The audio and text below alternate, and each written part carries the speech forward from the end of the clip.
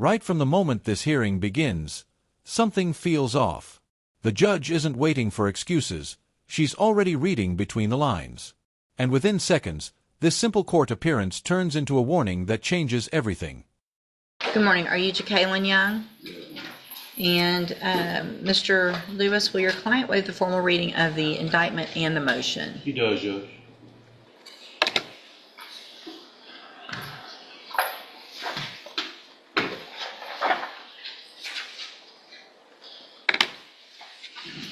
Give me a second. Mr. Young, in cause number 250309, you're charged with a third-degree felony offense of evading arrest or detention with the use of a vehicle from February 26th of 2025. And how do you plead to that charge? Are you pleading guilty freely and voluntarily? Speak up. And are you pleading guilty because you actually did what they charged you with?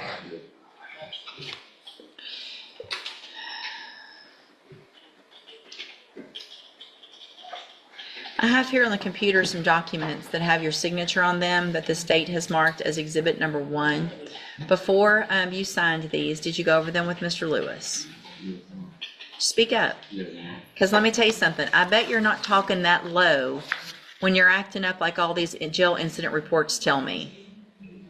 When you're calling names and you're acting a fool out at the jail. So use your big boy voice and answer my questions, just like you do when you're acting nonsense to those correctional officers out there. Because I bet you're not whispering to them, are you? Are you?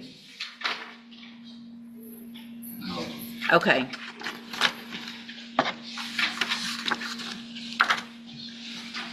Because how you act at the jail, how you act right now, all determines whether I even go along with this plea agreement. I don't have to. You're on a probation. I don't have to take plea agreements on any probations. If I find that you violated your probation, I can give you anything I want to in that range of punishment. And I can say, you know what, I'm not going to let you guys negotiate. That I don't have to do that legally. So you better be careful with your faces and your words and your attitude, because I've read all of these and I already don't have a good feeling. Do you understand? So you need to give me a better feeling if you want me to go along with this plea agreement. Does that make sense? Okay. So again, before you signed these, did you go over them with Mr. Lewis? Do you fully understand them? And do you understand, if I follow the agreement that you made with the district attorney, that you will be waiving or giving up any right to appeal? Do you also understand, if you're not a U.S. citizen, that a plea of guilty or no contest may result in your deportation, exclusion from admission to the country, or denial of naturalization under federal law?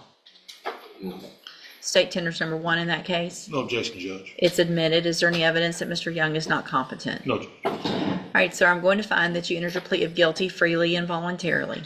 Find that you're mentally competent and you understand the nature and the consequences of that plea. Find sufficient evidence to find you guilty, and at this time find you guilty of evading arrest or detention with the use of a vehicle. Sentence you in accordance with your agreement to a term of 5 years in the institutional division of the Texas Department of Corrections. You will receive credit on that sentence for any time that you've been in custody that the law gives you the right to receive. Now, in cause number 2137857, Your Honor, it's a second amended. Just in the interest of economy, I would suggest we go forward on counts 1, 2, and 13. 13 being the offense he's already pled to.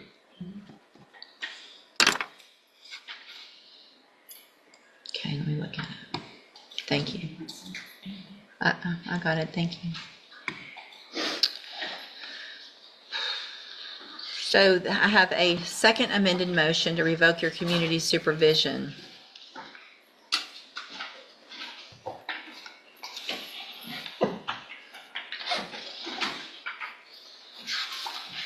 So you're on probation. We've got a probation for an evading arrest or detention with the use of a vehicle.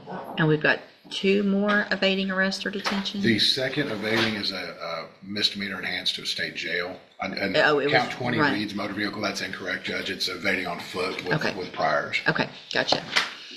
So this shows that you were placed on probation August 29th of 2022 for evading with a vehicle, and that was a 10-year sentence in prison that was probated for 5 years. Is that correct?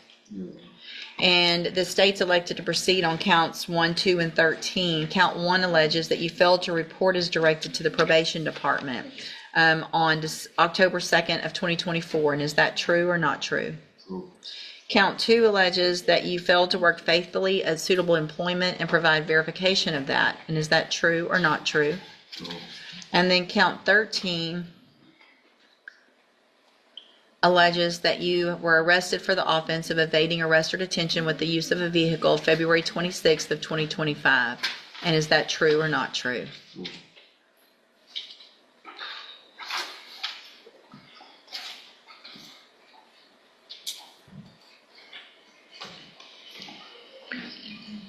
What's the status of the possession and the failure to ID from that date? I believe the failure is, I think, still pending. The The misdemeanor. failure ID is still pending next door, Judge. And examining the probable cause affidavit from that date, I don't see that there would be a possession charge, Your Honor.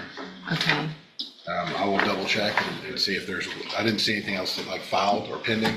At this point, I'll check and see if there's a lab report pending, but I don't think that's been filed. Okay.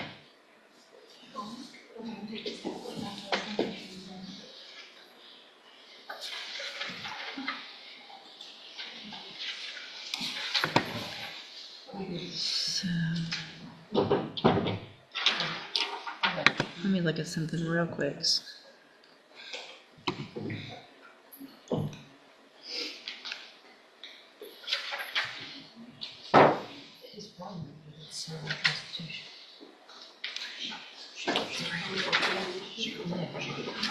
What I'm looking at, just so that you know, I'm trying to go back and find which administrative hearing talks about the allegation of his behavior to, it looks like there was something that happened with probation. One of the allegations. So I want to see a little more about that.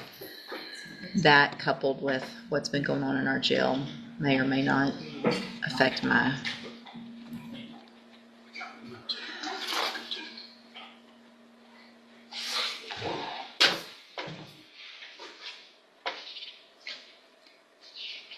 same thing. It's the same thing. You did the same thing to your probation officer that you're doing in the jail. Do you really think that your probation officer is going to go on a date with you? Do you really think that a correctional officer is going to go, yeah, when you get out of jail, you're the guy I want to date? You got in trouble for saying and talking like that to your probation officer, and now you're doing it when you're in jail. Cursed loudly about the work you had to do for your community service, calling it slavery. You think community service is slavery? Do you think that? No. It's the same. I'm not taking 5 on the MTRP. I've already taken 5 on the other. Y'all can renegotiate or you can let me do it. So I'll hold everything right now. Y'all go visit some more. But that's the same behavior. We're not gonna reward that. All right, y'all go visit. I'll hold it instead of resetting it. I'll keep this paperwork, but I can make a modification if you come up with something different. But I'm not gonna do that.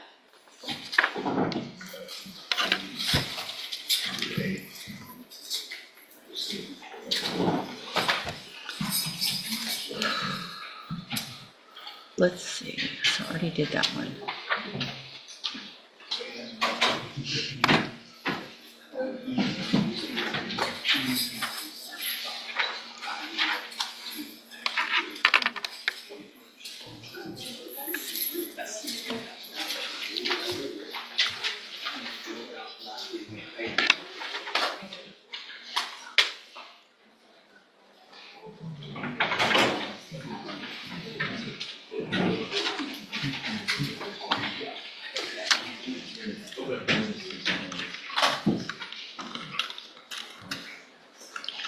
All right, so we are back on the record in cause number 21-37857. And again, you're Jacqueline Young, right? And in that case, which is the motion to revoke probation, Mr. Young had entered pleas of true to counts 1, 2, and 13. There was an agreement for 5 years in the institutional division, which I said I would not accept. This is where things shift from routine courtroom procedure to consequences. The judge reviews every violation, every missed condition, every prior agreement, every action that led here. And now it's no longer about what was promised. It's about what was broken and what the law allows next. You guys had an opportunity to visit. We have, Judge. And what is the, The new agreement is 8 years TDC. all right, I'll take that. And Mr. Nichols, that's your agreement as well? Yes, Your Honor. All right, Mr. Young, again, I have some documents here, like the other case, that have your signature on them, that the state's marked as exhibit number 1. And before you signed these, did you go over them with Mr. Lewis? Speak up. And do you fully understand them also? And I have made the notation with everyone's agreement on the agreed punishment recommendation page that that's changed from 5 to the 8. Yes, ma'am. Yes, Your Honor. Thank All you. right. State tenders number 1 in that case? No objection. It's admitted. And so, Mr. Young, I'm going to find that you entered your pleas of true to counts 1, 2, and 13 freely and voluntarily. Find those counts true. Find sufficient evidence to revoke your probation, and at this time, revoke your probation. Reassess your punishment in accordance with this agreement to a term of 8 years in the institutional division of the Texas Department of Corrections. You will receive credit on that sentence for any time that you've been in custody that the law gives you the right to receive. These 2 cases will run concurrently, which means together at the same time. As a part of this plea agreement, I'm going to sign a dismissal in cause number 25 DCCR 0385. I'm handing you in each of those cases the trial court certifications that shows that these were agreements that I followed, and so you waived your right to appeal. I have also handed you a written admonishment regarding your ineligibility to possess a firearm or ammunition. When you were here back in 2022, we went over the fact that you're not supposed to possess a firearm in Texas, correct? Yeah. Okay. It can still go worse. I mean, I got 2 more years. It's not, I mean, it's not funny. It's not funny to you, but I know you're upset about all this, but the only person you should be upset with is yourself, you know? So anyway, because of the judgment entered against you, you're not allowed to possess a firearm in Texas. I've handed you that admonishment. Be sure and read it again. We already went over it before. All right, good luck to you. You can go back with the bailiff. Good morning. Are you Christopher Falk? Yes, ma'am. And this is cause number 241891. Mr. Falk is charged with assault on a public servant. There was a request to have Mr. Falk examined for competency to stand trial. Dr. Rapon did that evaluation. I've received that report dated May 30th of 2025. It has the finding that Mr. Falk is currently competent to stand trial. Is there any other evidence with regard to competency? Nothing to question. No, Your Honor. All right, then based on that, I am going to find at this time Mr. Falk competent to stand trial. And do you need some time for an announcement, or are y'all ready to make an announcement today? A little more time, Judge. I have talked to him a little bit since we've gotten the report back, but I think we need to talk to state a little more and see if we can get it worked out. All right, I'll reset that one more time, and then we'll see if we can get an announcement at the next court day. Is that your computer? That's okay. Do I need to get the bailiff? All right, we'll reset it. We'll get an announcement at the next court date. You can go back with the bailiff. Good morning, sir. Good morning. Are you Theodore Briscoe? Yes, ma'am. And Mr. Briscoe, in cause number 234535, is on probation for evading arrest or detention with the use of a vehicle, and in 236055 on probation for possession of a controlled substance. Yes. Motions to revoke those probation have been filed. Mr. Parker, announcement. Your Honor, just for the record, I went to see him at the jail, and they told me he wasn't at the jail. Oh, So I didn't get to visit him, and Okay. he was here. I got to visit him this morning. I told him that the court would probably give us more time to go over it if we wanted to, but I think we just need to go through the motion. Without an agreement. Without an agreement, I think he understands that. Also, there's a drug charge that hasn't been filed yet, just for the court's knowledge. Okay. And so, Mr. Briscoe, we can go through those motions today, get pleas of true or not true, or I can reset your case just a few weeks if you need more time to visit with Mr. Parker since he, okay. So let me get that pulled up. And they're the same violations on both cases, Judge. Can I get 36055 printed, please?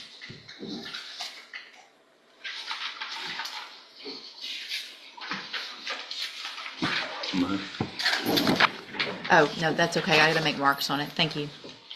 It's just hard to do when I do them both on the computer. All right, in each of these cases that we've talked about, Mr. Briscoe, again, I have motion to revoke your unadjudicated probation. In 20-34535, the motion shows that you were placed on probation March 15th of 2021 for the third-degree felony offense of evading arrest or detention with the use of a vehicle, and that was a 5-year deferred probation. Is that correct? And in cause number 20-36055, I also have a motion to revoke your unadjudicated probation. Shows that you were placed on probation March 15th of 2021 for the third-degree felony offense of possession of a controlled substance, and that was also a 5-year deferred probation. Is that also correct? Each of these motions allege that you violated your probation. Count 1 in each of the motions alleges that you committed the new offense of possession of a controlled substance January 5th of 2025 in Jefferson County, Texas. And is that true or not true? Count 2 in each case alleges that you committed the offense of assault causing bodily injury to a family member January 5th of 2025. And is that true or not true? Not true. Count 3 alleges that you committed the new offense of interference with an emergency request for assistance January 5th of 2025. And is that true or not true? Not true. Count 4 alleges that you failed to provide verification of performing the community service hours as required. And is that true or not true? That's true. And count 6 in each case alleges that you were behind in your court assessed fees. And is that true or not true? Did you enter your pleas of true in each case to counts 1, 4, and 5 freely and voluntarily? Yes, ma'am. And did you plead true to those counts because they're actually true? Yes, ma'am. All right, then I'm going to find in each of your cases that you entered your pleas of true to counts 1, 4, and 5 freely and voluntarily. Find those counts true. Find sufficient evidence in each case to find you guilty and revoke your probation, but I'm not going to do that today. I'm going to reset your case for sentencing. Mr. Nichols, does the state anticipate bringing witnesses for either of those cases? Yes, Your Honor, I'll have to call witnesses to prove up the two that Sure. are not true to. Do you anticipate that taking longer than an hour or so? No, I do not, Your Honor. Okay, we'll just set it maybe at 11 on a regular docket day. I will ask probation to do an updated pre-sentence report. Mr. Briscoe, obviously anything that you think is important for me to know, make sure and get that information to Mr. Parker. He will present it to me on your behalf when we come back. Yes, ma'am. All right, we'll see you back at sentence. Yes, it's unagreed. God bless you.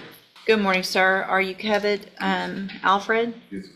Mr. Alfred was previously in court, entered pleas of guilty in 3 cases, 2 assault on a peace officer, 2nd-degree felonies, 1 harassment by a person in a correctional facility, a 3rd-degree felony. I've received the pre-sentence report. Has everyone had an opportunity to review that report? Yeah, Judge. Any additions or corrections to that report? And in addition, I have received a packet that you all should have received also of incident reports from the Jefferson County Jail. Have you also had an opportunity to review that? Yes, sir. All right, and it looks like the agreement was for a cap of 15 years in prison in each of these cases with dismissals in the other, is it 2 or 3 cases? 3, okay. The obstruction or, all 3 obstruction or retaliations would be dismissed, correct? Correct. Okay. Mr. Lewis, you may proceed. Judge, this is a situation where my client suffered from some severe mental health issues.